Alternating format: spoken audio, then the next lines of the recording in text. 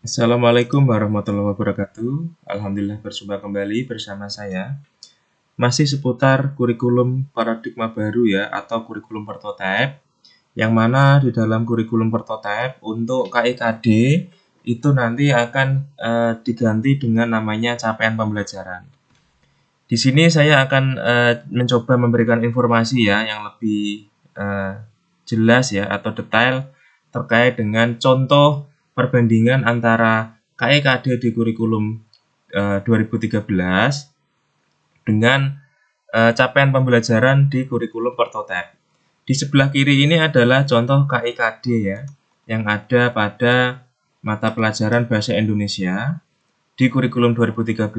Kemudian di sebelah kanan ini adalah capaian pembelajaran yang bentuknya lebih sederhana ya.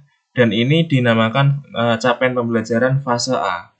Jadi fase A itu di usia 6 sampai 8 tahun, umumnya disampaikan di kelas 1 sampai kelas 2 SD. Di sebelah kiri ini adalah capaian pembelajaran dalam bentuk KIKD yang sangat banyak dan terpisah-pisah. Sehingga di dalam untuk guru melakukan pengelolaan atau integrasi menjadi lebih kompleks ya karena bentuknya sangat banyak dan terpisah-pisah. Ini adalah contoh KIKD yang di kurikulum 2013. Kemudian di sini adalah capaian pembelajaran yang ada di kurikulum prototipe sebagai pengganti KIKD yang ada di kurikulum 2013. Di sini bisa kita lihat Bapak dan Ibu ya, pada fase A usia 6 sampai 8 tahun umumnya disampaikan di kelas 1 sampai 2 SD. Ini adalah contoh capaian pembelajaran kelas 1 dan 2 pada mata pelajaran Bahasa Indonesia. Misalnya, pelajar memiliki kemampuan berbahasa untuk berkomunikasi dan bernalar sesuai dengan tujuan kepada teman, sebaya, dan orang dewasa tentang diri dan lingkungan sekitarnya. Pelajar mampu memahami dan menyampaikan pesan, mengekspresikan perasaan dan gagasan, berpartisipasi dalam percakapan dan diskusi secara santun. Kemudian pelajar mampu meningkatkan penguasaan kosakata baru melalui berbagai kegiatan berbahasa dan bersastra dengan topik yang beragam. Ini adalah penjelasan dari fase A pada mata pelajaran Bahasa Indonesia di kelas 1 sampai kelas 2. Kemudian di sini ada beberapa elemen ya Bapak dan Ibu ya. Ini adalah elemen dari capaian pembelajaran. Yang pertama adalah menyimak. Di sini ada penjelasannya. Pelajar mampu bersikap menjadi penyimak yang baik. Pelajar mampu memahami pesan lisan dan informasi dari media audio, teks aural atau teks yang dibacakan, dan instruksi lisan yang berkaitan dengan tujuan berkomunikasi.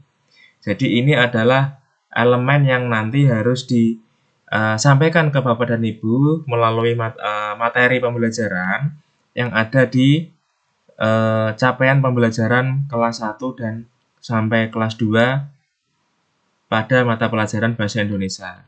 Kemudian di elemen yang kedua ada membaca dan memirsa. Kemudian elemen yang ketiga berbicara dan mempresentasikan. Dan yang terakhir adalah menulis.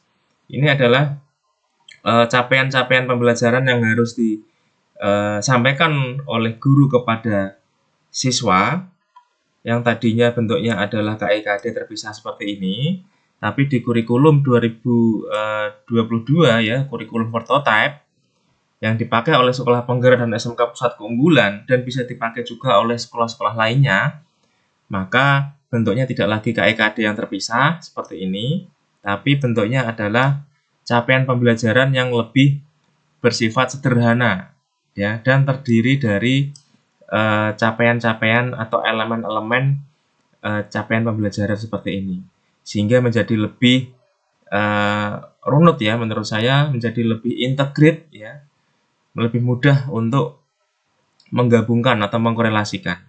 Jadi yang pertama adalah menyimak, yang kedua adalah membaca dan memirsa, yang ketiga adalah berbicara dan mempresentasikan, dan yang terakhir adalah menulis. Dan di sini sudah ada penjelasannya.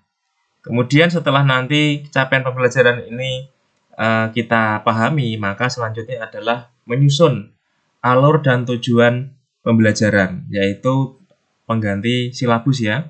Kemudian diturunkan lagi menjadi modul ajar atau pengganti RPP. Demikian Bapak dan Ibu terkait dengan capaian pembelajaran ya, contoh dari KIKD yang saat ini ada di kurikulum prototype. Kalau di kurikulum 2013 namanya adalah KIKD. Terima kasih Bapak dan Ibu atas perhatiannya. Semoga ini menjadi informasi ya awal bagi Bapak dan Ibu yang saat ini sedang belajar kurikulum paradigma baru ya atau kurikulum prototype.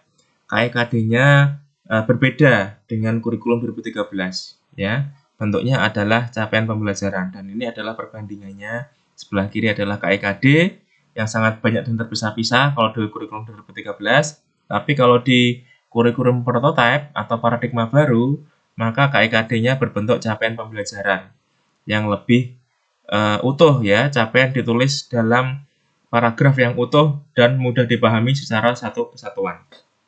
Demikian Bapak dan Ibu, terima kasih atas perhatiannya. Jangan lupa klik like, subscribe, tentunya klik loncengnya ya, agar terus mendapatkan informasi terbaru dari saya. Terima kasih, salam sehat dan bahagia. Wassalamualaikum warahmatullahi wabarakatuh.